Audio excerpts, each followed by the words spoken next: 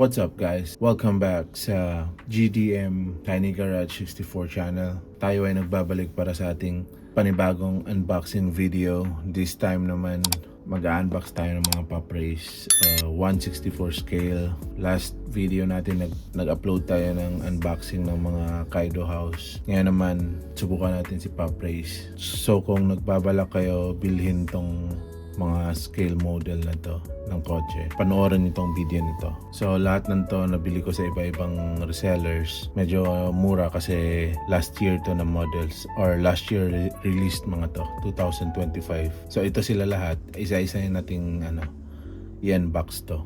Ito unahin natin kasi collaboration siya with X-Car Toys. So parang Chinese manufacturer siya and Chinese, pero license pa rin siya ng Honda. So kung makikita niyo dito, license pa rin siya ng Honda. S2301 Honda Civic Type R FL5 TCR. So ayun siya, yung scale niya 1/64 X-Car Toys. Tapos dito Pop Race. Tapos ito yung licensing niya. So nakalagay dito license ng Honda. And yung warning niya, hindi natin mabasa yan. Maganda yung pagkaka-seal sa kanya. So parang factory seal talaga siya. So yan, buksan na natin. Kayo ba guys, anong type niya? Tinatanggal niya talaga yung plastic, or mayroon kasing mga iba na parang dito lang ino-open, tapos yung plastic dito nandyan pa rin. Pero ako kasi ayoko ng ganun eh. Gusto ko yung talaga siya, natanggal talaga yung plastic. So buksan na natin guys. Actually ito, mas malaki yung box niya kumpara sa normal na Pop Race. So kita niyo yung difference. Mas malaki yung box nitong FL5 kasi siya, collaboration siya. Medyo mahirap siya buksan.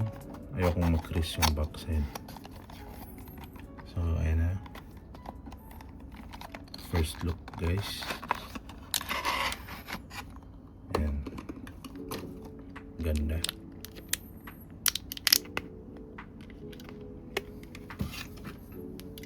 So ayan siya guys, side, yung lever niya TCR, team ata tong TCR. Tapos Type R sa likod, kita yung Honda logo. Tapos nasa center yung niya, exhaust niya. Tapos sobrang laking wing.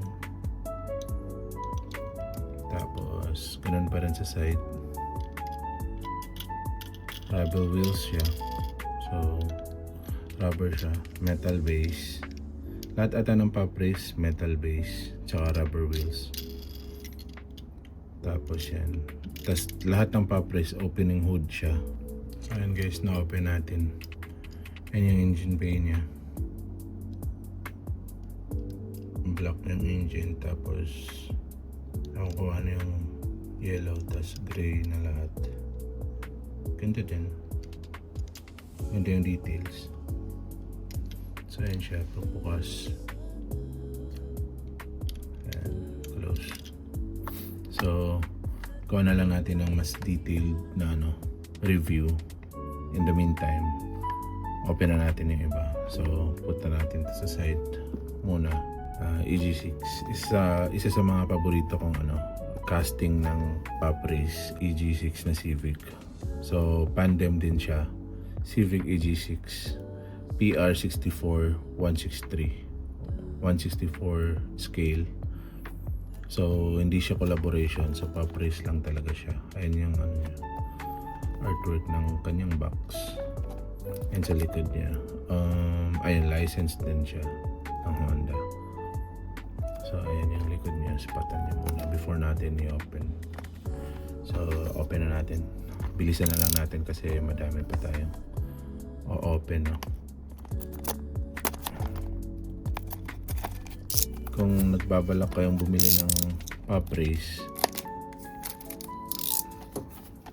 kung bumibili ka ng mga Pop Race, saan kayo bumibili guys? Sa Orange App ba? O sa Shopee? Or sa Facebook Marketplace. So ito guys yung ano niya, box niya. So open na natin. Excited na ako dito eh. Ako kasi guys sa ano ako bumibili minsan. Pag hindi ko nakikita sa Shopee, sa ano ako bumibili sa marketplace ng mga diecast groups, DCPH, ano. So yan siya, black yung ano niya, plastic niya. Oh, ganda. So drug car siya. Pag mga EG6 kasi pang drug talaga siya. Orange yung ano niya. Grabe yung wheels niya, parang ganun. Yan yung plate number niya. May sticker pa siya sa back windshield. Grabe yung detalye guys, no? Sa ano pa rin yung ano niya, no? Sa gitna. Usually kasi nasa side. So ayan. Buti nagfo-focus naman. Naka-roll cage din siya sa loob. Tapos right hand drive kasi Japan. Check na natin yung Civic kung right hand drive. Ito naman left hand drive. Normal siya. Hindi ako sure kung release ba siya sa US. Kasi left hand drive tulad natin sa Pilipinas. So yung mga side mirrors ng pop race, malambot siya, parang rubber. Kasi yun yung dating issue ng ano, mga diecast toys, napuputol yung side mirror kasi pag pag metal napuputol. So metal base pa rin siya, rubber pa rin siya na ano. Ito parang mahirap lang to sobrang lowered kasi hindi siya masyado rolling sa likod compared sa front. So try natin kung hindi siya masyadong tumatakbo. Feeling ko kasi sobrang lowered kasi hindi siya makaano. So tingnan nyo yung chin niya guys. Sobrang laki ng chin. Kanju Zuku yung nakalagay. Yung hood ng mga EG6 hindi siya masyadong naaangat. Ganyan lang talaga siya. So ayan. Ispatan nyo yung engine bay niya.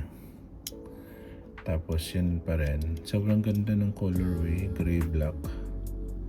Tapos may orange na mugs. So ayan guys. Pandem Civic EG6 na PR64 163 colorway. Sobrang ganda. Solid na solid talaga. Lalo na pag nakuha mo to below SRP. Lahat ng to nakukuha ko to below SRP kasi last year release. Yung mga release this year, yun yung medyo mahal. Or above or at least same sa SRP ngayon.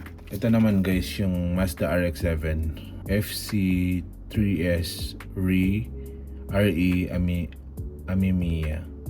Ito ata yung niya body kits niya. License ba to? Yes, license. License product. License ata siya sa body kits, hindi ata sa Mazda. Kasi kung Mazda nakalagay naman siguro dapat Mazda eh. So ayan. Dito lang ako medyo sa mga ganito kasi nakita nyo naman yung sa EG6 kanina malinis pulido yung pagkakasil pero yung iba tulad nito. Tinanong ko din to sa sa DCPH Marketplace na group. Nagtanong ako doon kung normal ba yung ganito kasi sobrang tabingi. Tapos parang hindi maayos yung pagkakasil. Although wala naman tayong doubt sa seller. Pero dapat gandahan naman ng pagkakasil. I mean, yung mga ibang release naman kasi maganda. So pag nakaka-receive ka ng ganito, takapat ganun na parang ito pangit yung pagkakasil pero yung iba maganda. Anyway, open na natin to.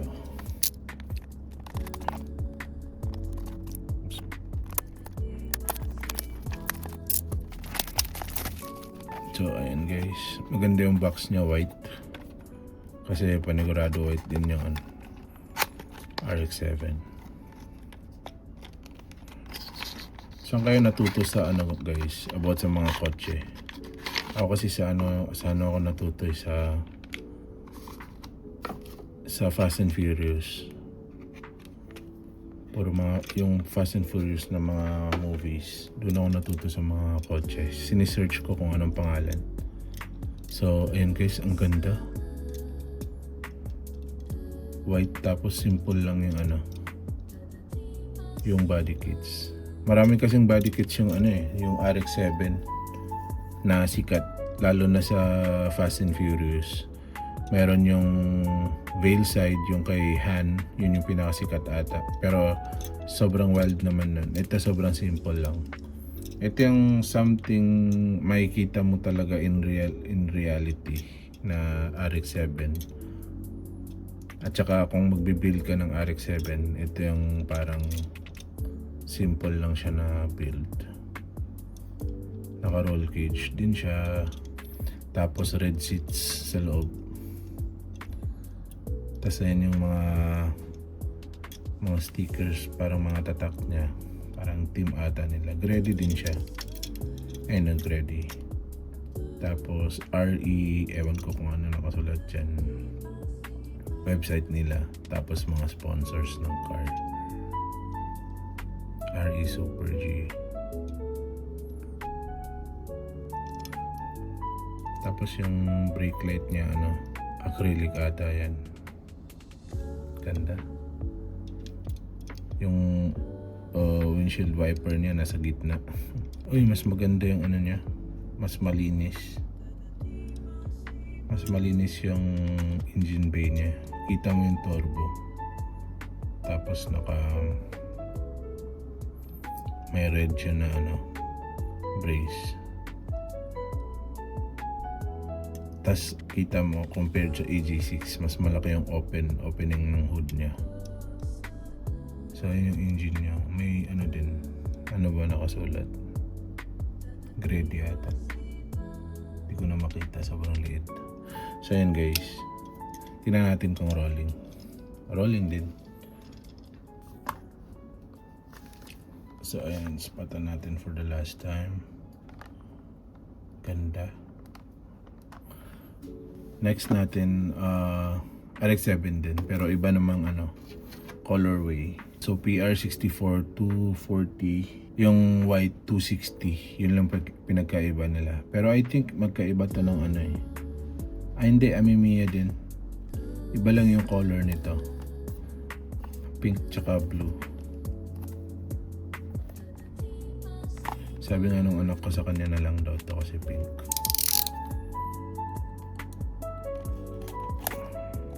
So open na natin guys. Huwag na natin patagalin kasi masyadong hahaba yung video. Review na lang natin. Mag-comment na lang kayo para malaman ko kung gusto nyo ipa-review isa-isa. Yung in-depth video, in-depth review kung gusto nyo. Pero kasi minsan tinatamad kasi ako mag-record ng video isa-isa, kaya isahan na lang lahat. So ayan na siya guys. Oh, this time meron siyang parang cover na guys. Actually parehas sila Amimiya, pero hindi sila parehas ng parang body kits. Para magkaiba sila. So review muna natin. Ayun din, yan ata yung RE Amimiya, yung parang Japanese ba yan, yung riding. Ito hindi masyadong maganda yung roll niya. Nasa stock siya. Pero kasi pag mga ganito kasi hindi kasi to tulad ng Hot Wheels na pinang-re-race talaga. More on display talaga to pag si Pop Race. So ayun yung side niya sa likod, RX-7 yung plate number. Ayun yung Ito yung parang iconic na taillight ng RX-7. Ito kasi para old school siya. Hindi ko alam kung magkaibang ano ba to, year model ba to. Pero kasi RX-7 FC 3S yun. Ito RX-7 lang talaga. So ito yung ginamit na RX-7 dun sa Veilside ni Han sa Fast and Furious. Kasi dito ko na-recognize yung ayun yung exhaust niya, guys. Ayun yung exhaust niya. RE Super G. Tapos pink yung dito. Ganda ng combination ng simple lang din siya. Ito yung gusto ko sa Pop Race, guys. Sobrang detailed. Tapos hindi siya masyadong, kasi yung sa Kaido House parang hindi siya realistic.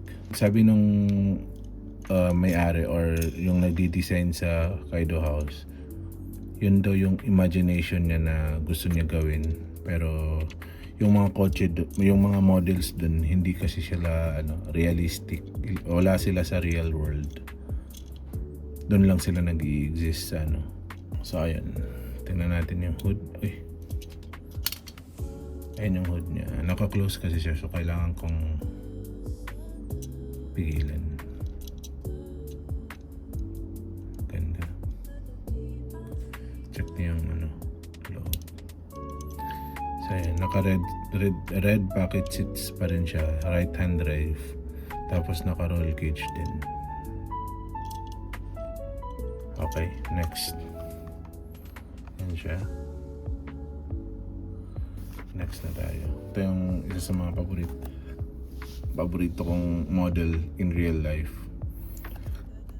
Evo. Ito Evo 4 to be specific. So PR64 327 164 scale. Pop Race Mitsubishi Lancer Evolution 4.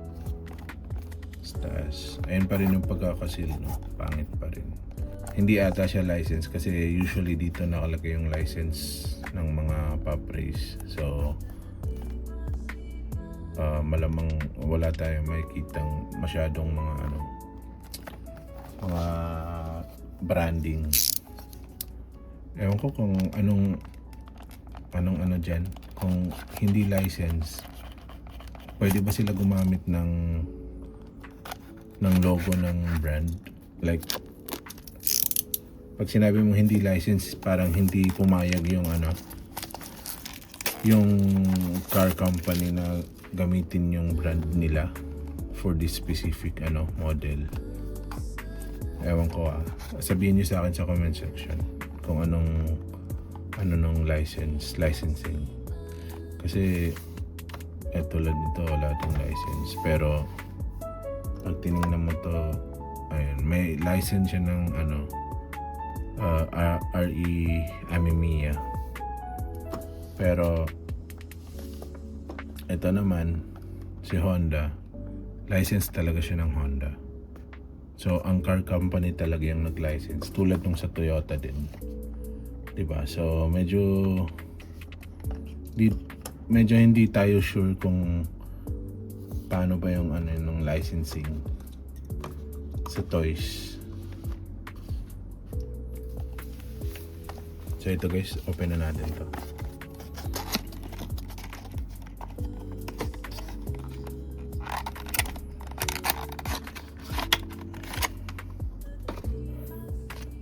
Wow, ganda ng kulay.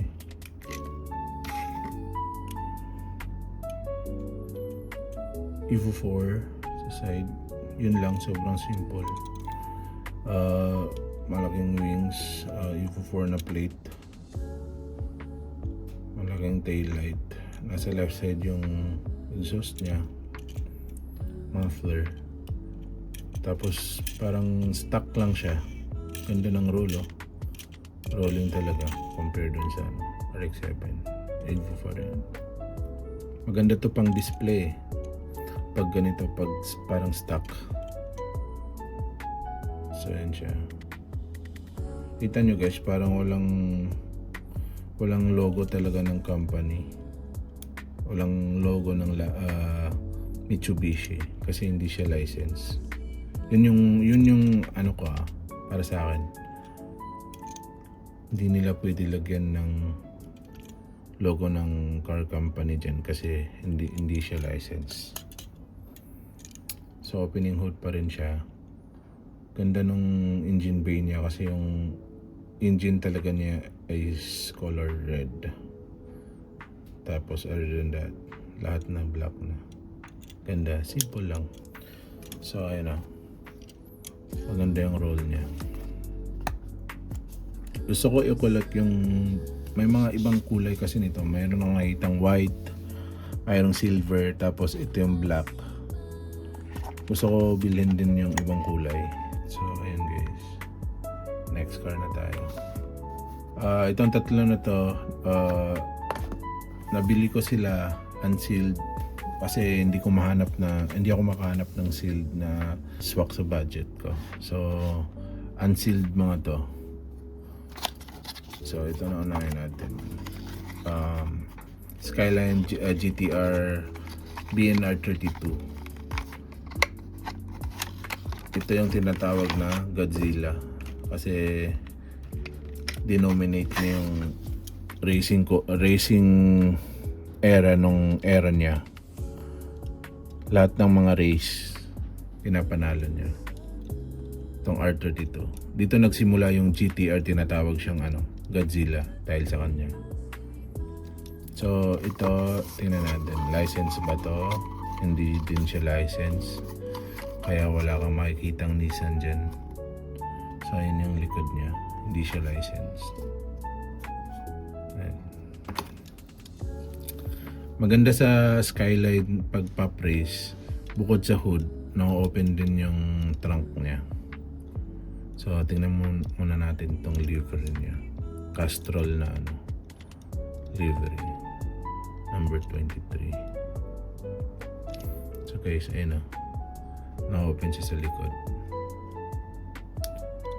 Tapos naka-roll cage din siya. Left-hand drive. Soft, din siya. Rubber side mirrors. Tapos, ayan. Ayan. Tapos, diba? Alam ko pag Skyline, ganun Tapos dito sa side yung exhaust niya. Metal base din siya. Tapos rubber wheels. Maganda yung rolling nito. Pag ganun mo, tinig mo agad. So yan siya guys. White. Tapos green yung livery niya na Castrol. Tapos natin. Ito, Pandem Civic. EG6. Grabe yung number niya, 001. Yung iba, matataas yung number. So, I think ito hindi rin to licensed.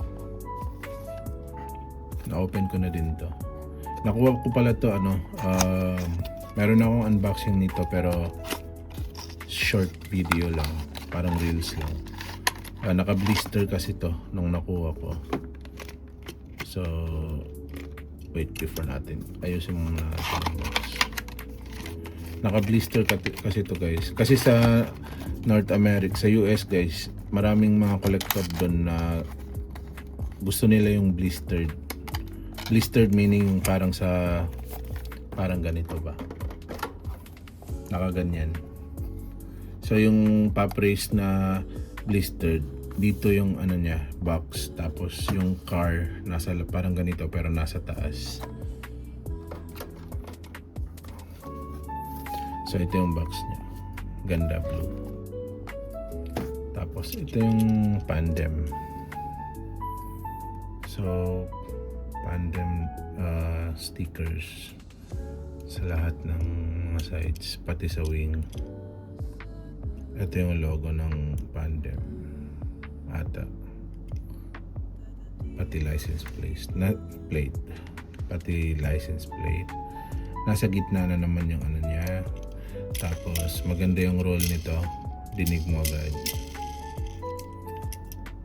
Naka roll cage din siya, tapos mayroon siyang, tingnan niyo yung detail sa loob guys, mayroon siyang nose, may nose siya sa loob. Ayan o. Tapos right hand drive pa rin siya, Japan. Maliit yung opening nito eh. Ayan o, hanggang dyan lang pag Civic. Ewan ko bakit. Yung iba naman open naman siya ng medyo malaki. Pero yan yung engine bay niya.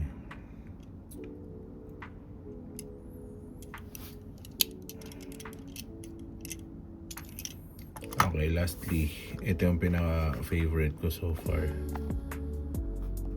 Skyline GTR R33 PR64 256 164 scale pop race. Ganda ng kulay nito guys. Hindi rin siya licensed. Hindi yata nagla-license yung Nissan para sa pop race. Alam ko sa ibang brand license yung Nissan eh.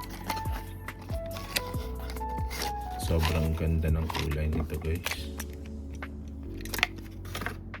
Ayun o. Grabe yung kulay. Buti maganda yung lighting natin. Nakikita siya. Hindi mo masyadong makita yung Nissan na logo kasi nga hindi siya license. Pero mayroon namang Nismo. So, ayun yung plate number niya, 33-303. Tapos left pa rin yung exhaust. Gold yung ano niya, parang TE37 style na mugs. Toyo tires. Tapos carbon hood. Tapos ayun pa rin yung plate. Metal base pa rin siya. Ganda. Carbon hood tsaka carbon yung ano niya, yung spoiler wing niya. Ganda ng kulay kasi parang glitter. Nag-glitter. Lalo na pag naiilawan. Nag-glitter. Tapos sobrang compliment dun sa wheels. Ito yung favorite ko so far sa mga pop race na meron ako. Tingnan nyo yung opening ng hood guys. Malaki. Compared dun sa mga Civic. So yun yung engine bay niya. Ganda. Ganda ng kulay nito. Ito yung favorite ko so far. So once again, ayusin natin muna yung box niya.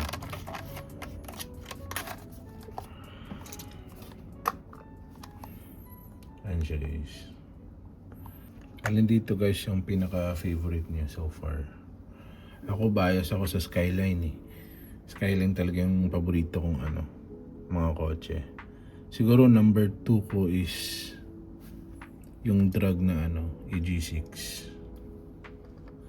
Tapos top 3 ko yung Evo kasi sobrang linis lang talaga. Diba? Ito talaga si number 1. So ayan guys, comment kayo, like nyo yung video. Sabihin nyo kung anong magandang unbox natin next. Baka mini GT naman tayo. Gusto ko nag-unbox ako, same lahat ng brand, parang ganun. Tapos in the future, gawa din tayo ng video ng comparison. So hanap tayo ng mga for example, hanap tayo ng EG6 or Civic din sa Kaido House at saka sa mini GT, tas i-compare natin. Tsaka sa Hot Wheels.